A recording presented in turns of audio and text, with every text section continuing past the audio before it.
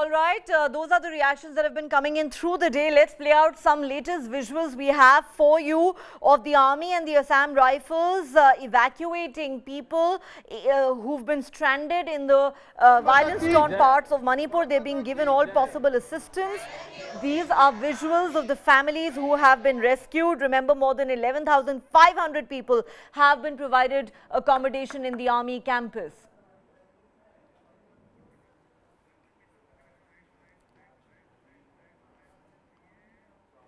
भारत माता की जय। भारत माता की जय। Thank you, Indian Army. Chants of Bharat Mata Ki Jai there from the relieved families, especially those young, enthusiastic children who've been rescued along with their families from the violence-torn parts of Manipur. They have now been taken to neighboring states such as Assam. The army and the paramilitary forces are providing them food, shelter, all necessary assistance. Many have been given accommodation in the army campus. In fact, the numbers that we have suggest that close to 12,000 have been given accommodation. It's a very Herculean task also for the Indian Army. You know, on one stand, they have been tasked to control the law and order situation and ensure the situation return to normalcy, doesn't get out of hand. The border to take care of, and in the middle of this humanitarian crisis which is emerging out of this situation which is unfolding in Manipur, and you know, to take care of 12,000 displaced people is an entire story in itself. Neha, I mean, it's a magnitude will be felt, you know, for months to come, because all these displaced people, for them to go back to the home again, start building up their lives, it's a very, you know, the pictures are, I'm very glad that at least, you know, they are in a position where they get food to eat. They have, like, you know, young children, young boys there enthusiastically waving and cheering for India, but the fact, Indian Army, but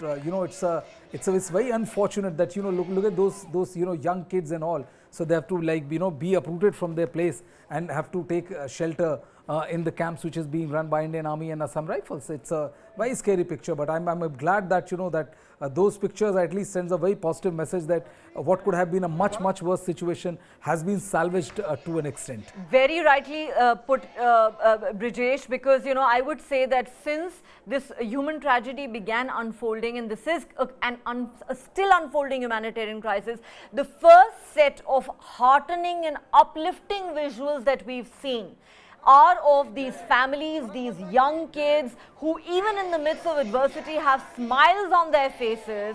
They are chanting Bharat Mata Ki Jai, and they are enthusiastically thanking the Indian Army for rescuing them in what has obviously been an extremely difficult situation for them and their families.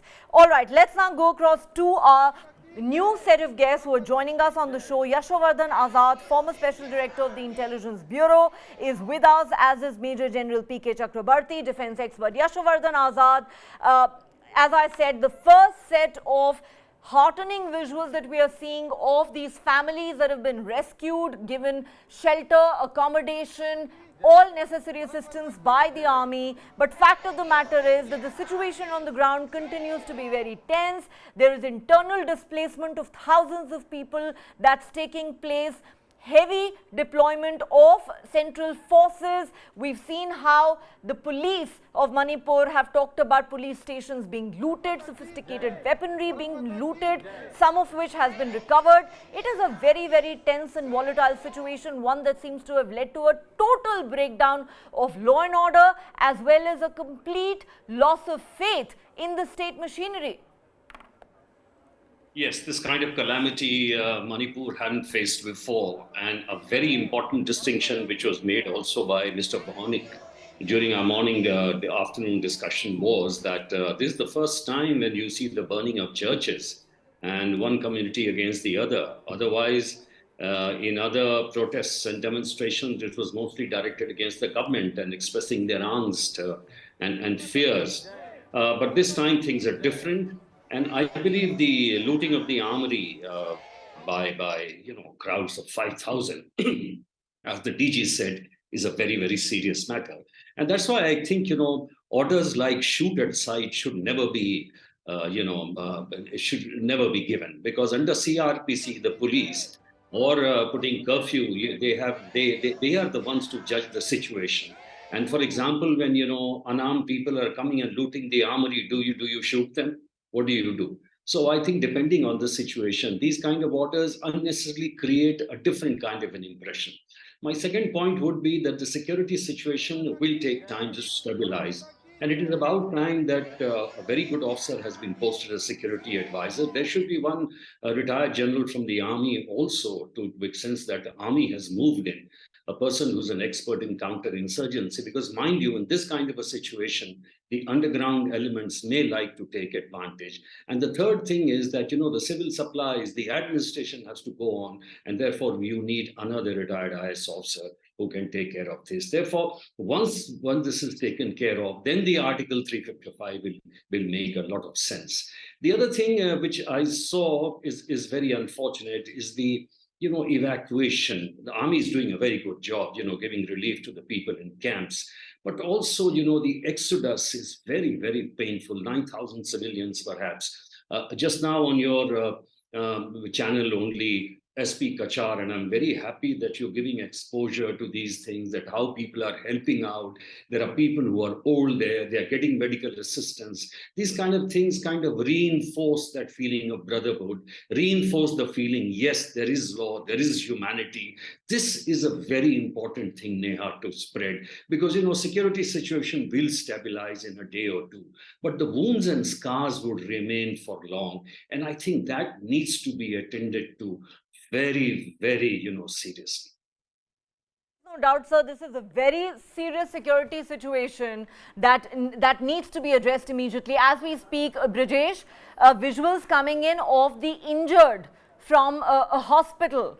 Clearly, there are many aspects to this story that need to be addressed. The security forces, the government, the center, they really have their task cut out, Brijesh. They really had their task cut out. The fact is that, as Mr. Yashowardhan Azad was just saying, as we have been discussing since afternoon, there are several layers to this unrest which is going on.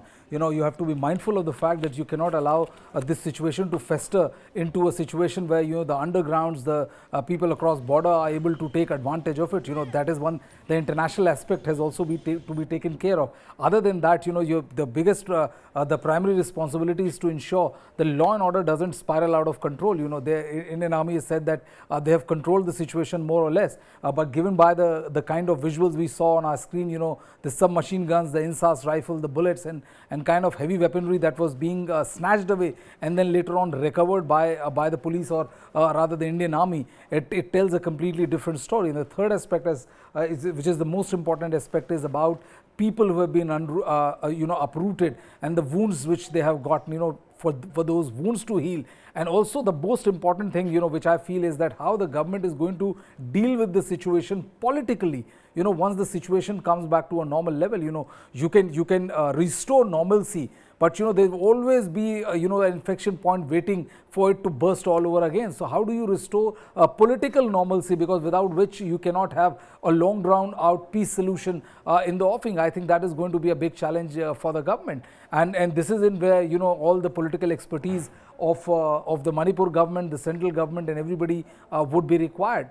They have put in Article 355. There was a lot of talk about, back and forth about why that was necessary. Today, the DGP gave a very detailed presentation of why it was necessary.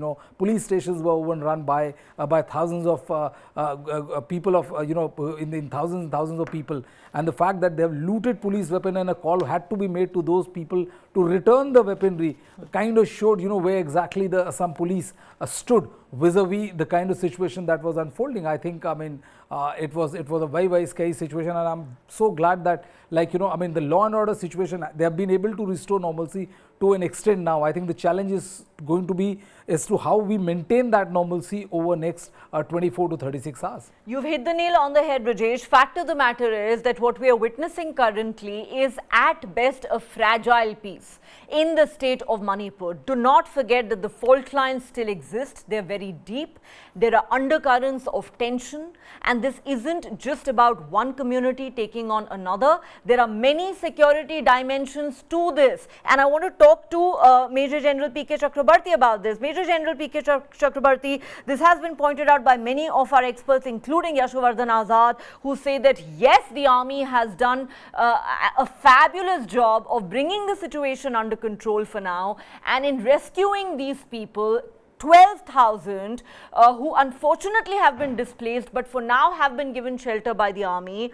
But the question really is, how do we deal with the larger security implications of what looks like a tinderbox-like situation? Because there are also external forces that we need to keep in mind. There is the Myanmar angle that has been talked about. There is the China dimension that is being talked about. And there is always this fear that insurgency could be revived in such a situation.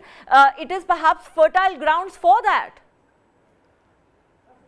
Well, Neha, thank you very much. You have asked questions which will take hours to answer. The entire security dimension. Firstly, let me be clear.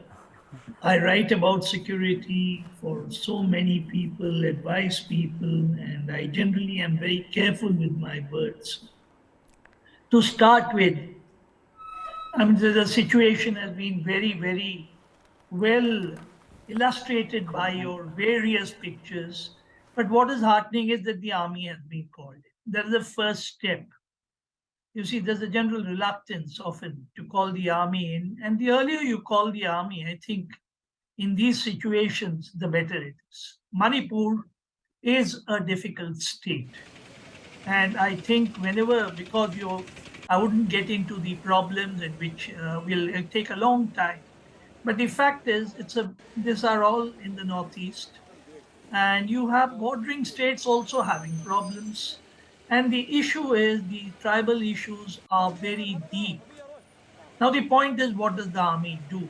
The first thing is, as you brought up, we undertake flag marches, we stabilize, we give people the bare necessities, food, medical, and a feeling of a feel-good factor.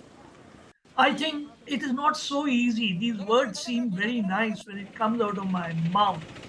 But believe me or not, you're getting a few visuals. Don't forget, I'm finding the visuals mainly of the valley. When you take Manipur, you have the valley and you've got the hill districts. I'm not finding a single visual because you have brought in Moreh, which again you have spoken. You've brought in Churachandpur, you've spoken of Imphal. These are the dominant areas of one community which is well known to us. The point is, how do you today have security come in? There are 55 columns right now. I don't want to get into the distribution.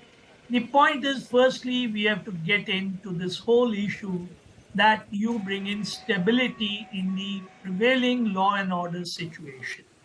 And there's no question of a police station being attacked by 5,000 people. And I feel very sorry. By the way, in my service, we have been attacked by so many people. We are always outnumbered. Well, these are issues which we are trained to as far as the army is concerned. I'll not speak of the others. You'll always be outnumbered. You'll always be having people who would be what you call coming with these situations, but you have to bring in the deterrence. And for deterrence, certain orders have been passed. I would not like to comment on them. Much has been said, but believe me, these orders come in as a last resort. The next issue which I would like to bring in is how long it will take. Well, as far as the army is concerned, we cannot bring in a political, reconciliation.